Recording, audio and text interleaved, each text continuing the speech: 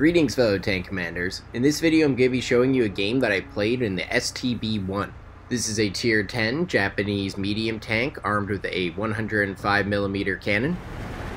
The game I'm playing is a standard battle on South Coast with 7 tier 10s on my team, 6 on the enemy, and 2 artillery on each team. For this game, my tank is equipped with a gun rammer, vertical stabilizer, and improved ventilation. I am using a Japanese crew which has 8 crew skills and perks, and I am platooned up with Mixie 360 who is in an E50M.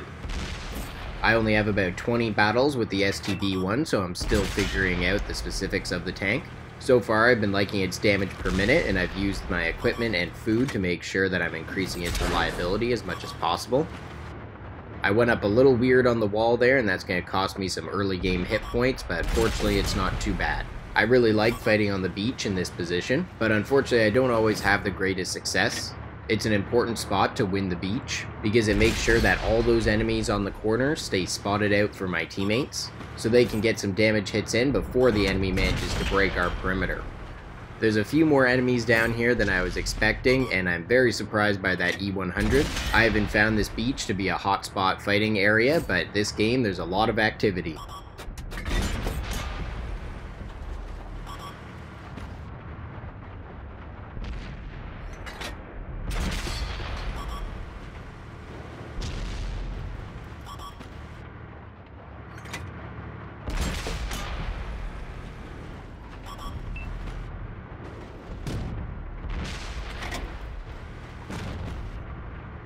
I was getting a little worried here about this E100, and I hadn't been able to do any damage to him yet, so I switched to my heat rounds. I really do try to avoid premium rounds with my tier 10 medium tanks, but at the moment I don't have enough room to maneuver and find a different angle on him, so I'm stuck shooting at his front, and so I need more penetration.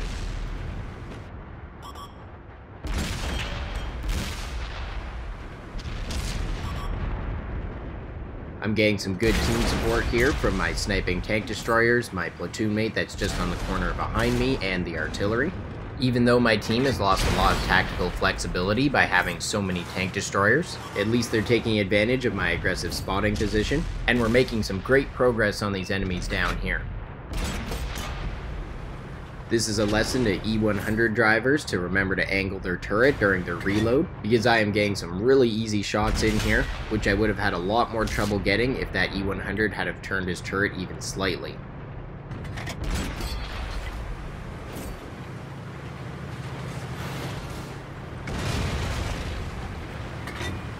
I was surprised to see once my teammates started moving forward that we had a lot of armor on this flank as well. We got an E100, Yag Tiger, and a T95. All of these are slower tanks that pick the longer flank to go on, probably hoping to avoid the wrath of that artillery.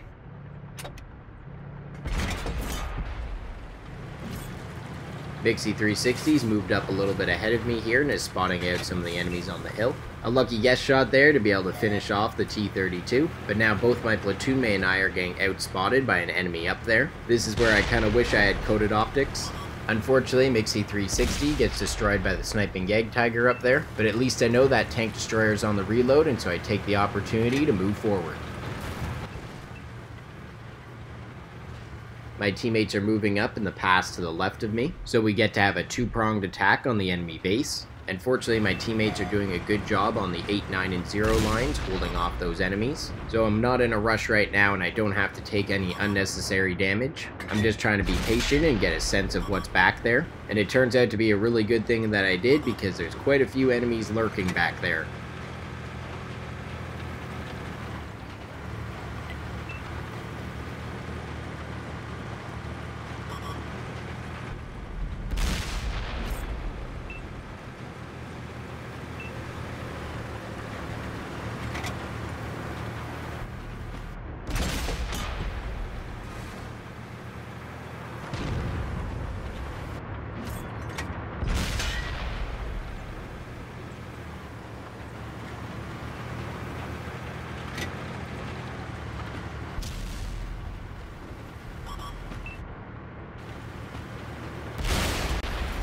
I thought I had messed up this shot here by rushing it, but apparently I got a nice downwards angle on the top plate of that Yag Tiger. My team's managed to pull quite far ahead here, so now I'm just looking for some easy endgame shots. I'm quite proud of this snipe on the Object 140. Don't worry, Yag Tiger teammate, I'm coming to help.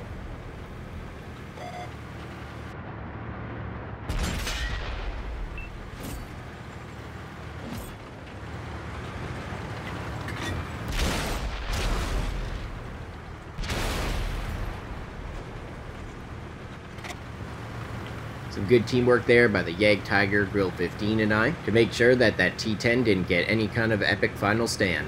All that's left is the enemy artillery, but my Grill 15 teammate is farther ahead of me and gonna get that first shot. But his shot got fully absorbed into the track of that Conqueror gun carrier and I get the finishing kill. Now let's check the post-game stats and see how I did.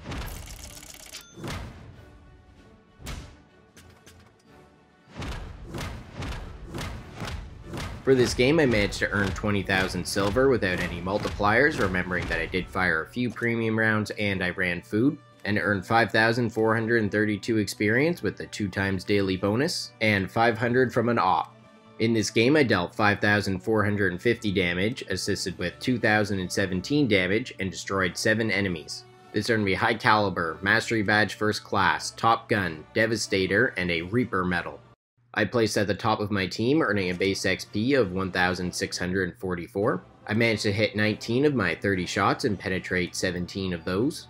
I really didn't do anything in terms of crew and module damage, except injure the radio operator and the T-32. Well, that's all for this video. I hope you enjoyed seeing that game with the STB-1. I've still got a lot of things to learn about using this tank effectively, but that was a good showcase of just some simple medium tank strategies, just being supportive from my spotting position on the beach, and working with my teammates on the endgame push to make it a success. And a lot of the time, that's all these tier 10 medium tanks need to do to have a huge impact. Stay tuned for more awesome World of Tanks videos.